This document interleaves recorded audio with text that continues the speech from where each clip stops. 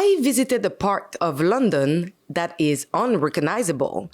You are going to be shocked. The Islamization of the West is real. So we have, on one hand, our tolerance and our freedom of speech, which is being abused against us. Man are gonna get beheaded one by one, you dirty dude. We got Palestine. No. We are a tolerant country. The West is a very tolerant place.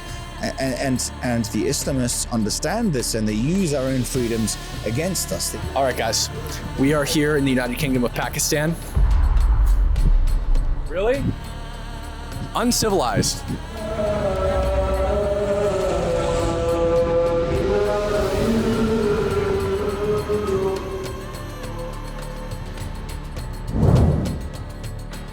I recently traveled to London, England to cover the massive rally Unite the Kingdom organized by Tommy Robinson. I was sent there early as Keir Starmer started banning foreign activists, politicians, and even journalists simply because he disagrees with them like a good communist. And you'll see it again on Saturday at a march designed to confront and intimidate this diversity and this diverse country. That is why this Labour government will block far-right agitators from travelling to Britain for that event. On the ground, my goal was simple: document the consequences of mass immigration and how certain areas of London have changed, in some cases beyond recognition. Just like what I saw in France during the 2024 parliamentary elections. There is clear ghettoization, and that is a sign that integration has failed.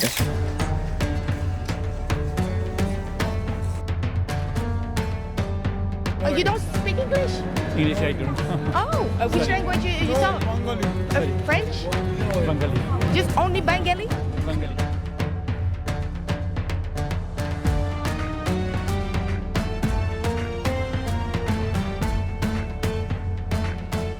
So I went to Whitechapel alongside Stephen Thompson, founder of Visegrad 24, and Cam Higby, an independent journalist from the United States.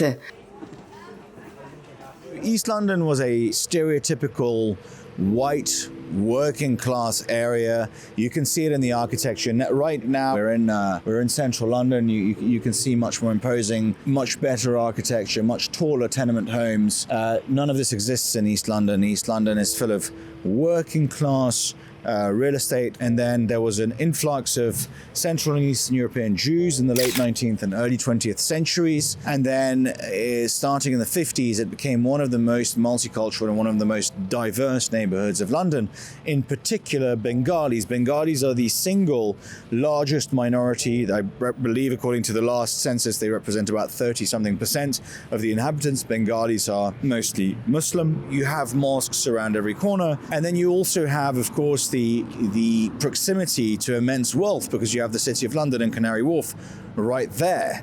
So you have on one hand this sort of self-imposed ghettoization where you have an increasingly dominant Muslim presence, an increasingly Islamized area, neighborhood. That's reflected in the city council. There is not a single white English person who is currently a councillor from Tower Hamlets. The recently re-elected Lord Mayor had previously been convicted of corruption and banned from running for 10 years. That ban has ended, and he was just re-elected as Lord Mayor. He is also Bengali. The majority of the local councillors are Bengali, but you have that great irony that as you look, you can see the walkie-talkie building, you can see the Kirk, and you can see all of these skyscrapers. So there's this dichotomy between the extreme poverty and ghettoization of a large part and large area of Whitechapel, to the extent that Whitechapel Station has the name of the station is in English, right next door to it, it's in Bengali. And then as you look across the road, as you look down the road, you can see these towering skyscrapers and all of London's immense financial wealth. All right, guys, we are here in the United Kingdom of Pakistan.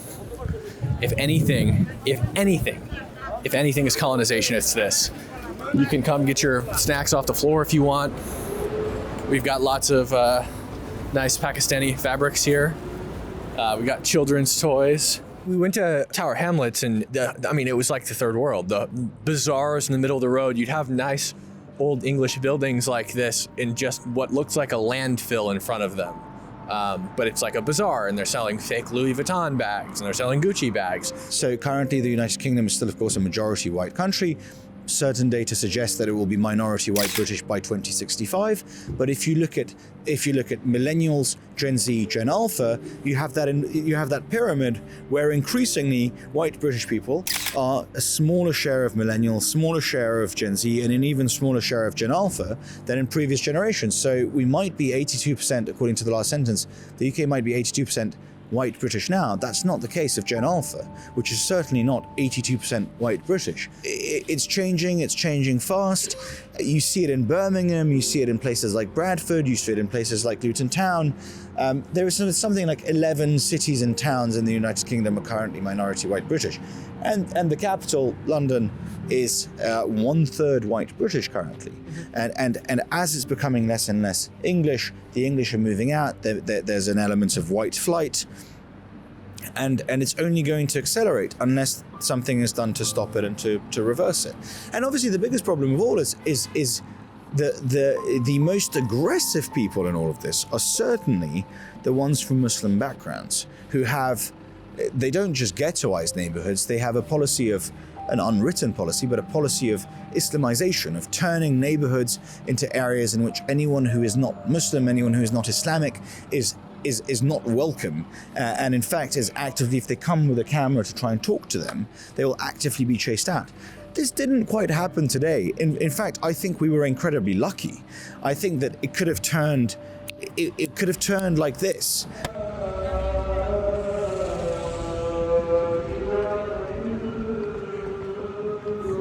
So we were filming the East London Mosque, which is one of London's biggest and oldest mosques, one of the only ones in the UK that allows the adhan to be called.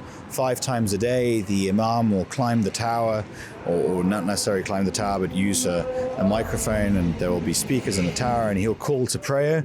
We were there for the midday prayers, and we were filming the spillover from the mosque. The mosque is not big enough to accommodate the whole Muslim community, so there were numerous Muslims outside praying, and we were filming with my camera guy, and as we're filming, a car approaches, stands on the zebra crossing, and the man in the vehicle says, "I recognize you, you're Visegrad 24, you're a genocide apologist, you animal." And I approach him and I say, I'd love to have a discussion, we'd love to speak with you, I'd be happy to ask you about what it's like being a Muslim in London, about multiculturalism, about living in Tower Hamlets. This man kept insulting me, and as he was insulting me and I was standing there quite calmly doing my very best to engage him in a peaceful way, the congregation started leaving the East London Mosque, noticed the noise, and a large group of Muslims ran up, amongst them Algerians, the young boy who shouted some of the worst obscenities, including when he found out that Visegrad 24 is an anti-Hamas outlet, certainly, and a broadly pro-Israeli, sympathetic to the Israeli cause outlet. He started shouting obscenities about wanting to murder members of the Israeli government and about wanting to behead Jews one by one. And he happened to be from Algeria. He was from Algiers. I'd spent some time in Algiers. I told him about before the interaction turned hostile, he even shook my hand and started to engage until he heard Israel, and then he just flipped. Are you from Algeria? Oh, please here. What was I going to say? This right here, this guy shouting, this guy screaming, this don't represent Islam. What I'm telling you, Tommy Robinson, I don't agree with anything he said. Tommy Robinson, he's anti-Islamism, anti-everything, anti-all of it. I'm not with it. If I catch Tommy Robinson, yeah, you know, if I catch you, Tommy Robinson, I'm a smoke. Yeah? But that's all I'm saying. Islam, big up Islam, respect everyone, respect every colour. Islam's perfect, we're not. Big up. Would you like the United Kingdom to be a Muslim country? It's not a Muslim country. United Kingdom is not a Muslim country. We're not here to take over. We're here to just spread our beautiful religion, spread the peace, and spread the love. That's it, my brother. That's it. But would you want everyone to be Muslim? No. Would I want everyone to be Muslim? Would you not? I don't need to be. We don't want everyone to be Muslim. We are a Christian country. Really? Yeah, we do. Would you be willing to talk to us on camera? I appreciate that. is Christian? Which part of the country? It's a Christian country. What part of this country is Christian? What What part of this country is Christian? Are you asking me why I think the Why United is this a Kingdom Christian? why is it a Christian country? Because the state religion of the country is the Anglican Church, and the head of the country is the king. Why is it Christian? Who follows Christian? Oh, in the sense of are English people Christian? Yeah. Is that the question you asked me? I would argue, so my position on this would be, I admire Muslims for... No, you don't. Of course I do. I've got your channel. Are you going to let me speak? Are you going to let me speak? I know. What's your channel? What's your channel? Vice Grad 24. Are you going to let me He's a pro-Israel shill. What is it? Vice what? We have to say free Palestine! Show me. 1, 2, 3! Free Palestine! Free Palestine! While we were filming the documentary, Stefan Thompson, founder of Visegrad 24, was filming the mosque while they were praying, and they surrounded him. They all came out of their Friday prayer, and hundreds of people surrounded him. They shouted obscenities, they threw up Hitler salutes, and they shouted, "We will behead the Jews one by one." Fucking hey, fucking put me on. Put me on. Get out of here, man. What Israel government, if I catch you, fuck Israel, big up Palestine, free Palestine, to the river, to the sea, fuck Israel, big up Palestine, Palestine will be free, the Jews, the man are gonna get beheaded one by one, you dirty Jews, big up Palestine.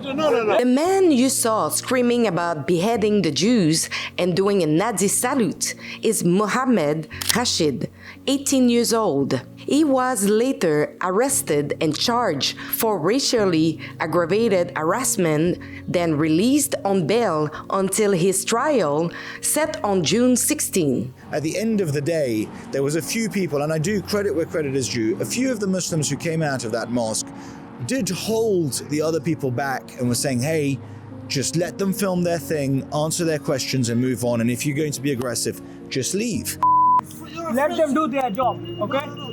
If you have any problem, call the cops. Why are you talking? Why are you talking? Why are you talking? And so there were a few sensible, I mean, again, one doesn't want to tar the... When we talk about Muslims and we talk about Islamists, you know, we don't want to paint everyone in the same brush. There are broad truths that hold true for certain communities. Statistical data is a real thing. But also I want every individual to be judged as an individual. And I want to accord, I want to accord each person the dignity of judging them as an individual rather than as a representative of a group. So there were a few people there who definitely calmed the tensions down. It was also broad daylight. If it was the later prayer, I think it could have gone more aggressive much faster. All in all, I think we were very lucky.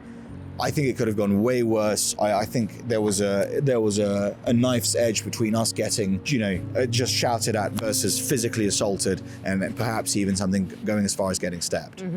If you want to support my independent journalism on the ground in London, because it's not cheap to go over there, please go over TommyReports.com, chip in what you can to help me offset my travel expenses so I can actually travel back and cover the kind of story like this one. After the chaos that unfolded, I pretended not to be with our team in order to speak with the man who interacted with Stefan. All I saw was him filming. He's cowering like a little coward.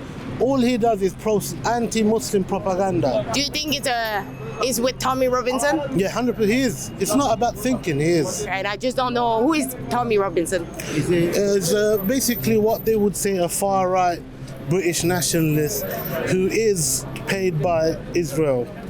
He's paid by Israel? Yeah, like he's a Zionist.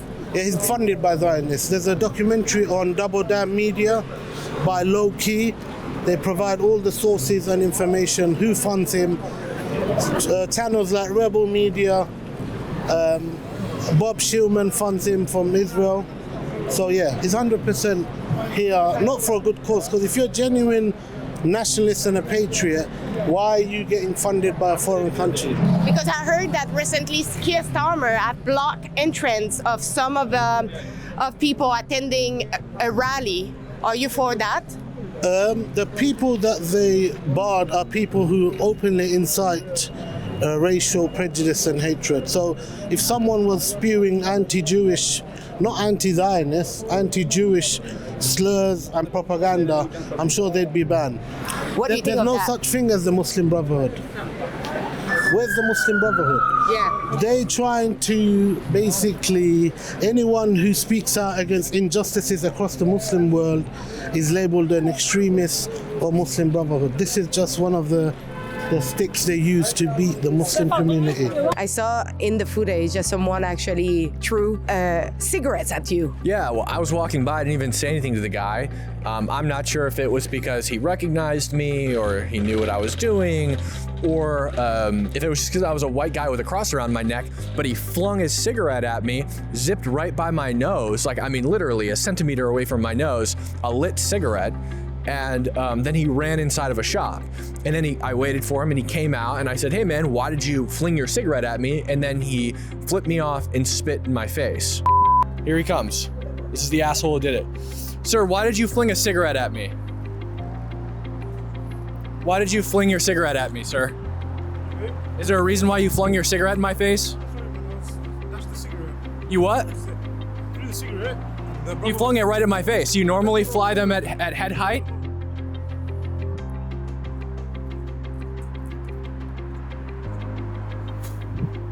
Really?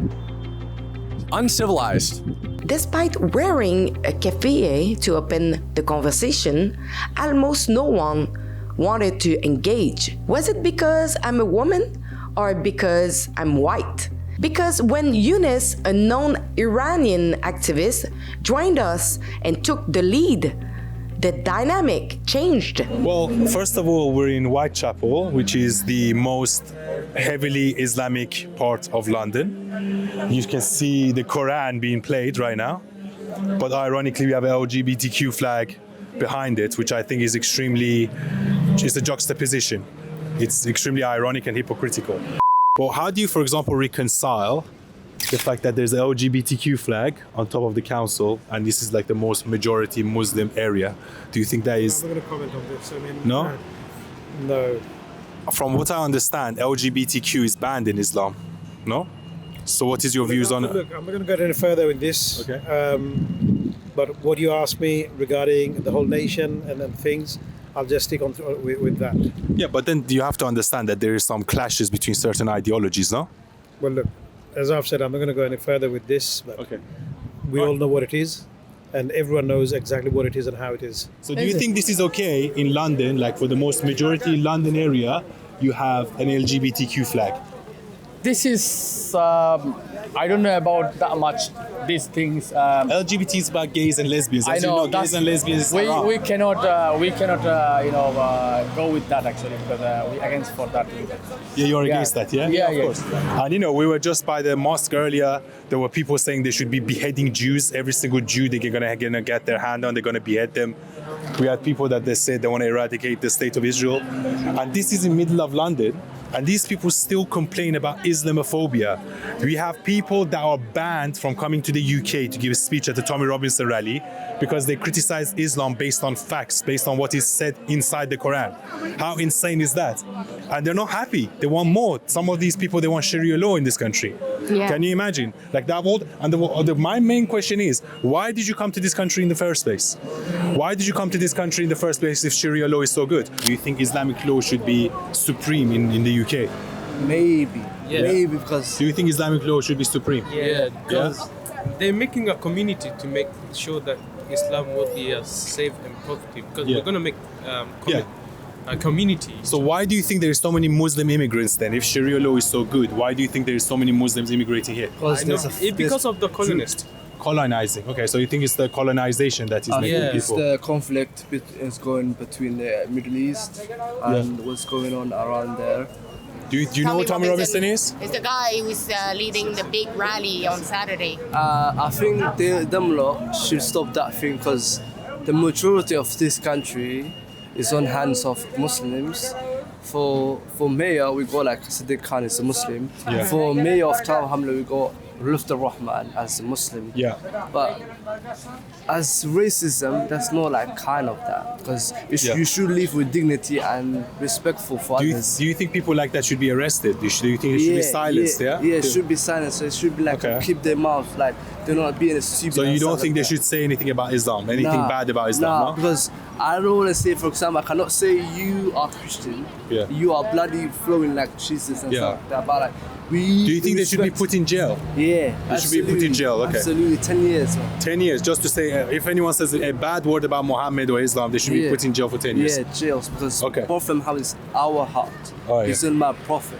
Okay, cool. We cannot say anything bad of or like some like disgusting words. Like. Are you shocked of what you're saying today? A little bit, yeah. I don't recognize this. This is not London. Honestly, just look around you. Just show everyone around. Mm-hmm. Yeah, so you know what it looks like. This doesn't look like London to me. Long live Ayatollah Khamenei and the Islamic Republic. Okay, listen, I'm Iranian. Islamic Republic. Fuck Ayatollah Khamenei. Yes. I'm Iranian. You're not Iranian, so don't talk about Iranian stuff. Don't. Long live Khamenei. He's dead, bro. He's Long dead. live He's the fucking Islamic dead. Republic. Did you flee the regime in Iran? Yes. I was born in Iran under the Islamic Republic, and I know the truth. People that were born in those countries. The funny thing is, majority of the people that are here, majority of the extremists are actually born in this country. I'm telling you for a fact, Iranians, first of all, are not even Muslim. It was something that was imposed on us. That's why we're fighting for our freedom against the Islamic Republic. And we support countries like Israel, and we support Trump, and we support Tommy Robinson. At the entrance of the underground, two men showed up and were handing out a free Quran, speaking to passerby about Islam and their message. So I stopped and I asked them a few questions. And what about the niqab? Niqab. Yeah. Niqab. Women can hide. It is not obligatory for niqab, but hijab is obligatory. But if some of the women doesn't want, they can hide their face. So it's the man who asked the woman for the niqab? No. No? This is the modesty of Islam. Who made the woman switch to the niqab? Okay, now it's Allah who has made the rule. Yeah. How do you explain that in the Western countries we are seeing more radicalism in Islam? Because it's being tolerated. It's being tolerated from the top. There isn't a strong policy of cracking down on Islamists. There isn't a policy of locking up and jailing people who hold Islamist values. That's not happening, and it's not being done.